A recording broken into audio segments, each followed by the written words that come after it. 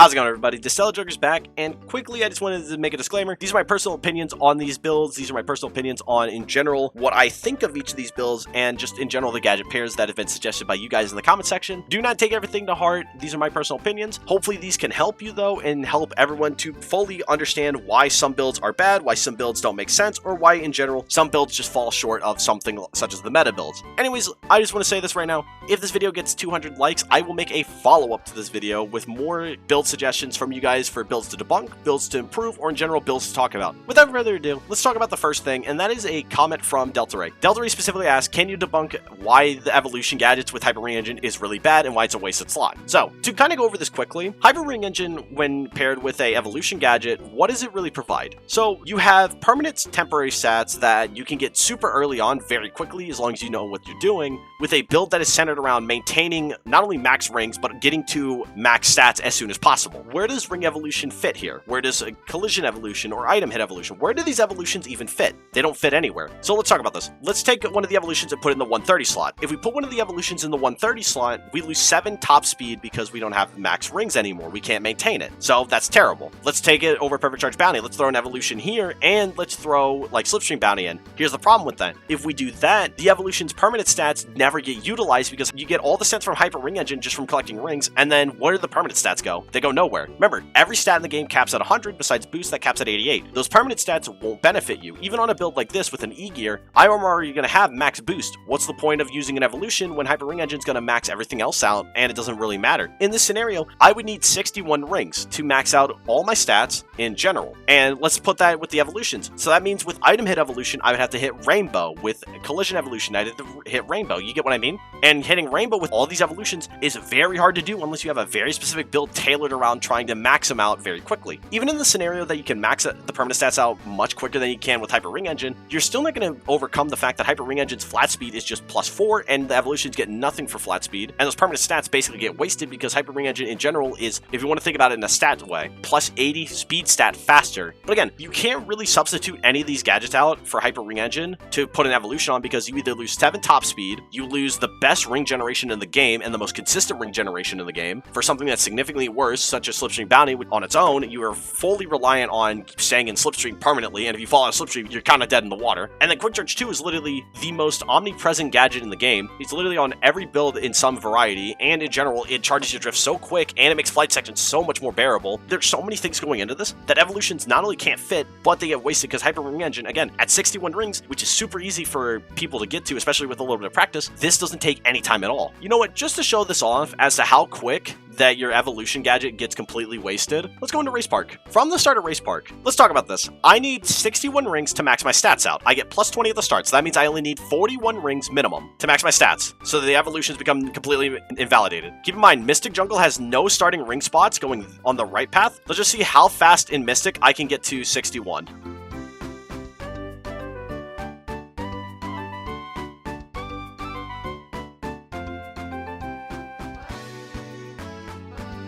So I just wanted you to keep in mind, it took me about 11.5 seconds from the start of the speed up to the end of the speed up for me to get at least 61 rings. Even in the scenario where you get the 61 rings and potentially you wanted me to go further, keep this in mind, once I get to 61 rings, I've already maxed my stats out, and the only way I go down is if I get hit. But even if I do get hit, I can still get all my rings back up much faster, and not only that, how many rings would I have collected in that time? So keep in mind, 61 rings, 41 of those at minimum is going to be towards ring evolution.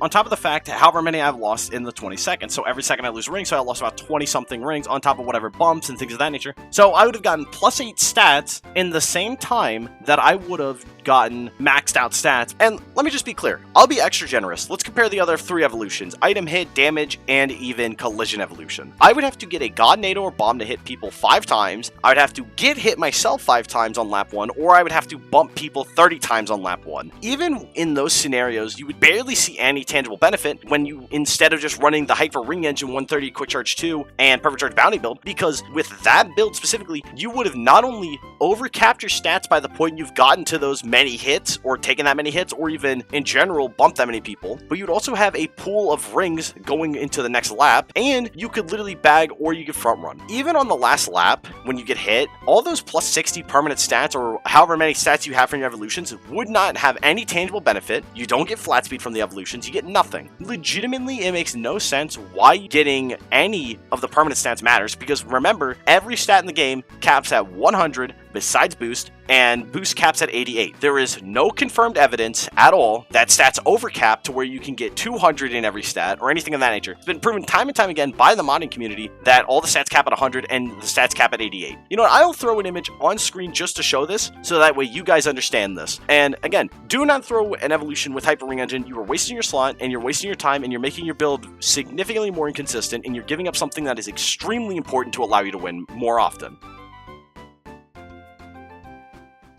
Moving on to the next build from Stickman. Stickman asked to give my thoughts on his build, which is Tech Drift, Ring Evolution, Slipstream Bounty, and Perfect Charge Bounty. He thinks it's pretty strong, but he wants to see my perspective. So, from the evolution talk about why evolution with Hyper Ring Engine is bad, it'll probably be pretty obvious, because it takes so long for the evolutions to stack up. But let's put it in this perspective. So, with Ring Evolution, I need 600 rings in order to max my stats out. So, even if I go bad routes to try to get more rings, the big thing with this is that I need quite a few rings here. Getting 600 rings is not a small task. Now, again, if you get hit once, that slows your roll. If you go for ring lines, like if I were to go for these ring lines, you see how I immediately go out of my way for ring lines that won't benefit me? Now I'm slowing myself down purposely into a position where you're going to waste a lot of time. By the time I get to the end of this lap, and there's a lot of rings on this track, even in the best case scenario, I maybe get enough rings. Now, obviously, if you get a frenzy such as Ring Frenzy here from drifts, you hit the lottery, obviously. But this is the thing.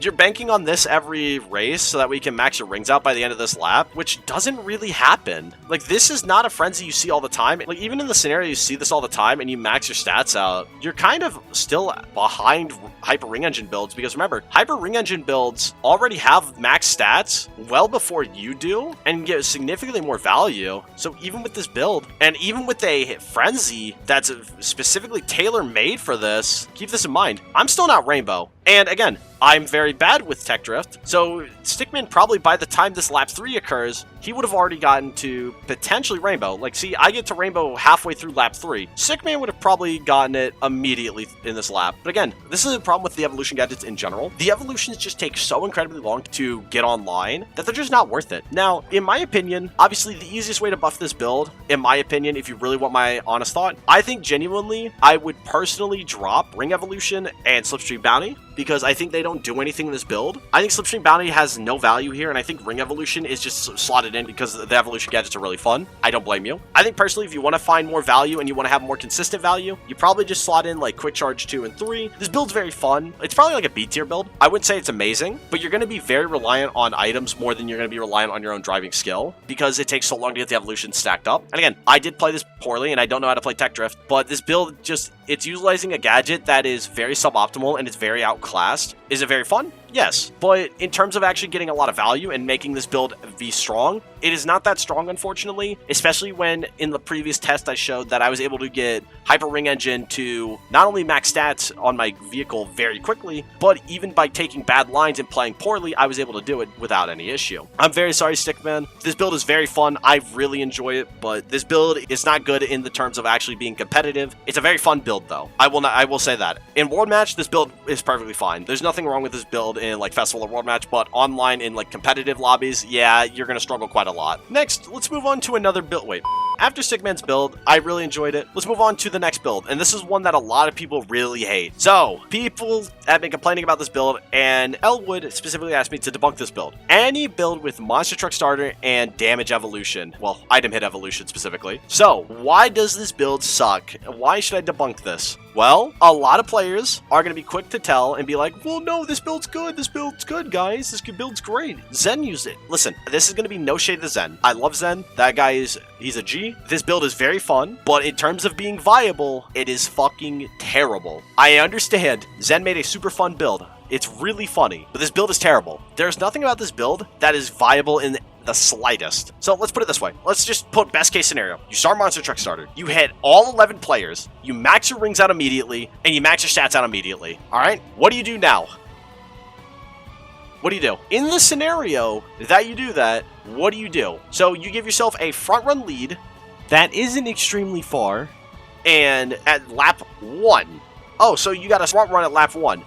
Oh, wait, let's see here. What's the issue? Well, I don't have a ring game boost. I don't have any of the ring engine gadgets. I don't have 130 limit to defend myself. I have nothing. So with this build, you will only have one thing left in this build. That's Quick Charge 2, basically. Quick Charge 2 is the only thing that is stopping you and your opponents from catching up to you. When every build is getting +7 flat speed on you, and they are coming at you like a freight train. You gotta remember, with this build, you have a clump of players that are gonna come towards you after you get this off, and because you took this massive front run early and you hit all these people and slowed them down tremendously in this perfect case scenario, everyone's bagging the best items in the game, and what do you get? You are rolling for your life to get Omochao, Shield, NATO, anything to defend yourself, while everyone else is pushing to ensure that they get the speed items that they need to completely destroy you. Like Sand Road. God forbid you use this build on Sand Road. What do you do in Sand Road? So you're gonna use this, get a massive advantage early on, and then now you're like, oh shit, it's Sand Road, I have to bag. Now your only advantage that you just got is gone because you have to slow down and get items to bag. And what does that mean? You are heavily reliant on items, your build is extremely RNG, and you are costing yourself points. I think this build is funny. I'm not saying this build is the worst thing in the game. I am saying it is very funny.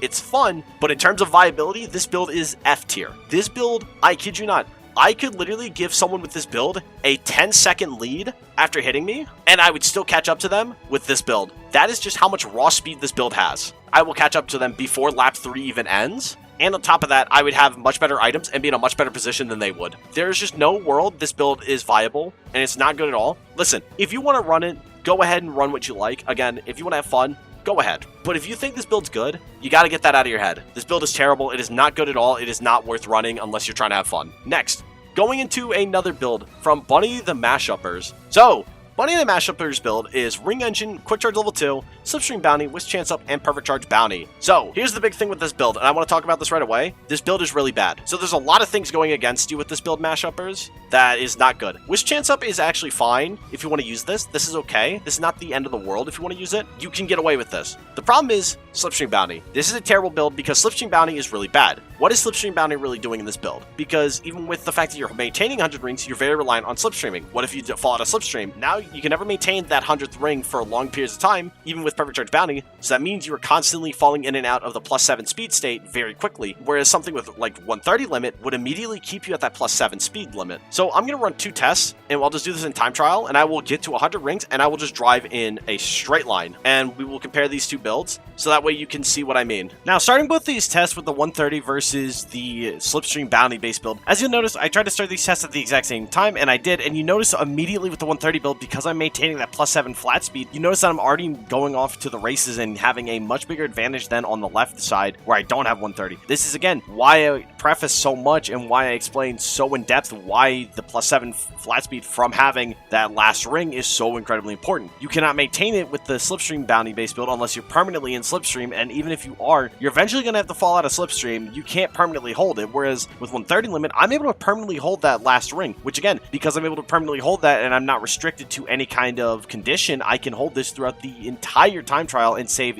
easily a second over the course of 1 lap, even with a lot of mistakes, and I wasn't doing a perfect test. If I did this perfectly, I would have saved probably even more time than your previous build. This is how important that having that +7 flat speed from rings really is. Again, this is something that you need to understand. So, I recommend, if you want to fix your build, take off Slipstream Bounty, put 130 limit. That will save your build tremendously, and it'll give you many more chances to not only play consistently, but it will give you more chances to win on average. So, going into your other build, you have Substitute Item up, Whisk Chance up, Hazard Item up, Slipstream Bounty, and Quick Charge 2. So, this build has a lot of issues with it, in my opinion. So, one of the biggest issues is this build has no cohesion. I don't get what you're trying to accomplish with this build, if that makes any sense. This build kind of is trying to do too many things at one time. So with the item chance up, you are using 2 item chance ups to try and kind of mess with the odds of the rolls and to try to put them in your favor, but hazard item chance up only works with when you're in like 1st or 2nd place to give you better odds of shield, because what you're doing is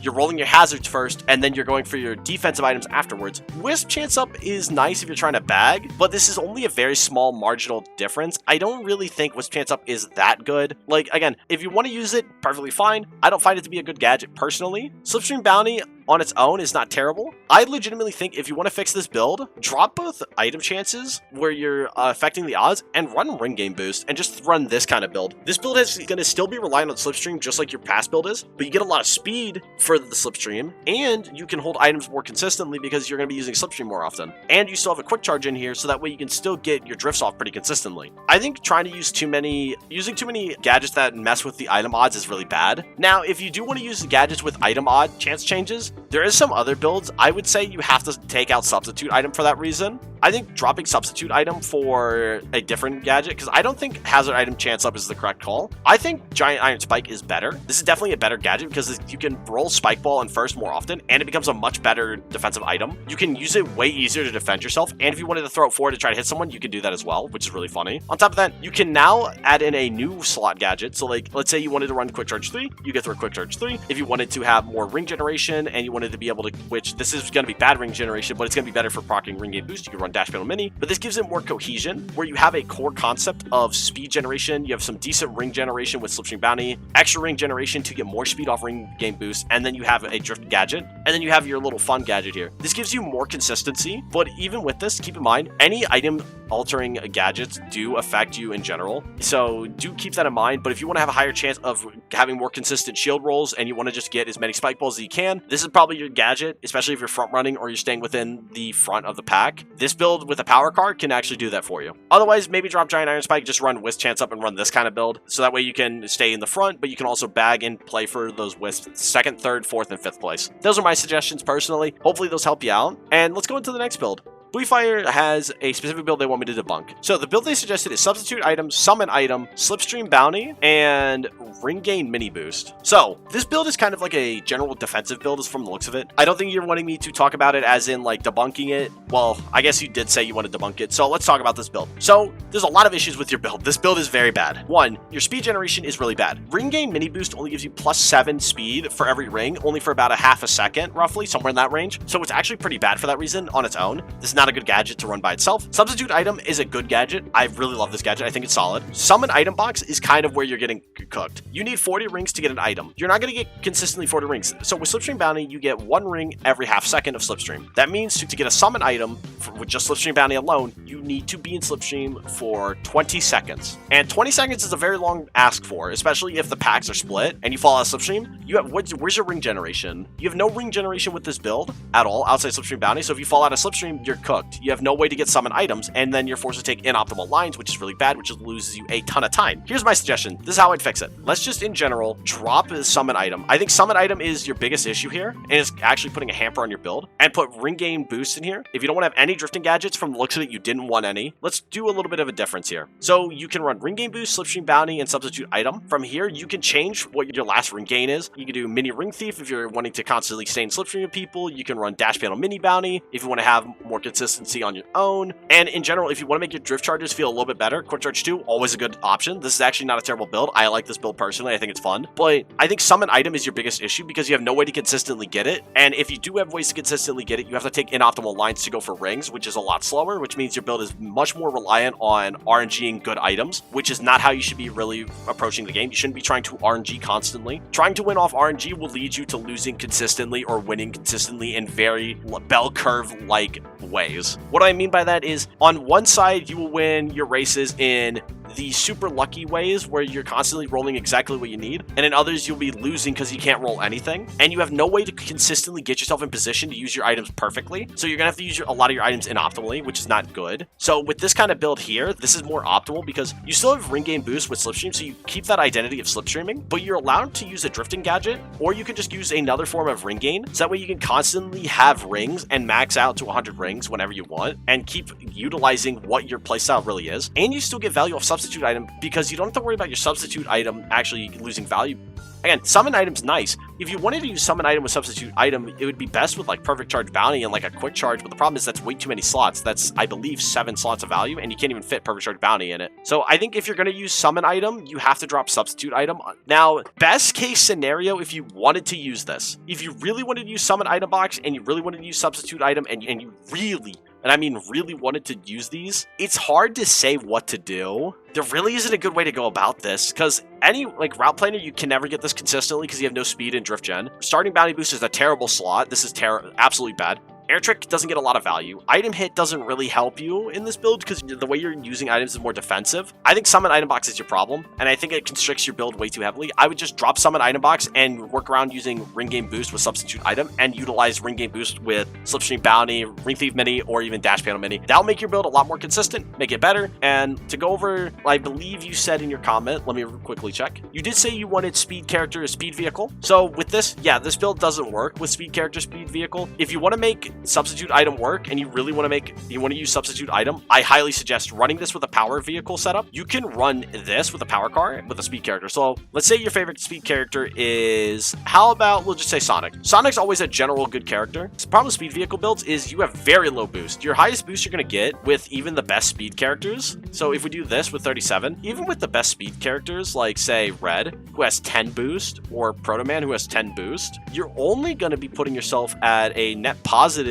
of only 40, which is really bad, because if you throw this with a power car, you could get a net positive of almost 60, and you can still maintain good handling. Like, you could do this with Cross Dozer. You're not only maintaining a very solid speed stat, but your handling is not terrible. You can actually work around this, and your power is very good, so you don't lose rings on bumps, and you don't lose rings in general from bumping walls. So you can maintain your rings much better. On top of that, your boost stat is significantly better, especially if you run something like Trail Runner. You have significantly better boost. Even in the worst case scenario with the worst vehicles in the class, you're still higher boost on average, which every point of boost translates to about 0.5% more drift charge. So in this build right here, where I have 18 more, I get 9% faster drift boost just by using a power car, and I have a much higher slipstream speed cap, where my speed cap is 264, 265, whereas with every other vehicle, it's 254, 255. So you get 10 more speed of value just by using a power car, and you don't even have to use any specific car. You can use any combo of pieces that you like. So keep that in mind with your build. I think Summon Item is your biggest problem. It definitely is not a build that's going to take you far when it comes to like playing top level or even high level, but if you really enjoy your build, I think it's going to be very hard to make anything work, so do keep that in mind. I think that's going to do it today. I covered a few things. I don't think I covered absolutely everything. I know a lot of you have made some comments, so like I said before, if you guys get this video to 200 likes, I will make this a series and keep talking about your guys' builds, talking about builds that you suggest, builds that you find that you want me to talk about, things of that nature, because honestly, there's a lot of fun stuff you can do, and there's a lot of fun things you can make. I don't want to degrade your fun builds, and I don't want to talk about your builds badly, but if you have builds that you want me to try and improve, or you have builds that you would like me to try and debunk, please let me know in the comment section down below of this video, and I will get to those comments as soon as I can. Otherwise, have yourselves a great one. Hopefully this was super helpful for you guys. Hopefully I provided you with a lot of great information that will help you with builds going forward and understanding what constricts builds and makes them much harder to utilize.